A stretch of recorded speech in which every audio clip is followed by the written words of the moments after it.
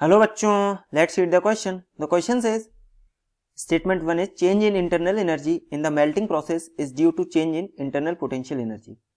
Statement 2 is this is because in melting distance between two molecules increase but temperature remains constant.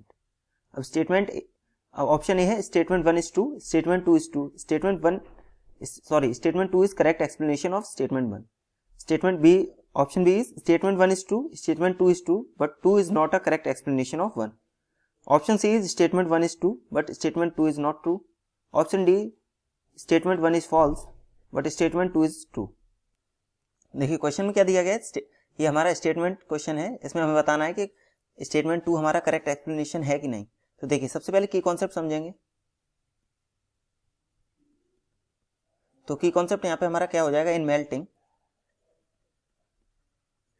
There is no loss of energy,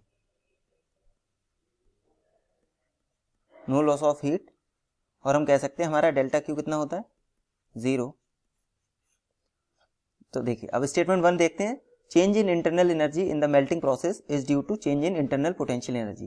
तो ये हमारा statement बिल्कुल correct है, because जब ice हमारी melt करेगी तो उसमें जो इंटरनल एनर्जी में चेंज आएगा वो क्यों होता है, क्योंकि हमारी इंटरनल पोटेंशियल एनर्जी चेंज होती है.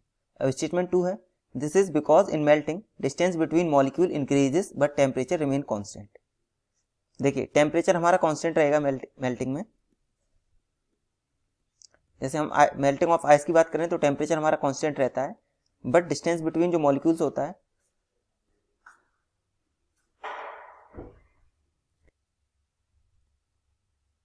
देखिए ये तो डिस्टेंस जो हमारा होगा मॉलिक्यूल्स के बीच में वो हमारा इंक्रीज कर जाएगा.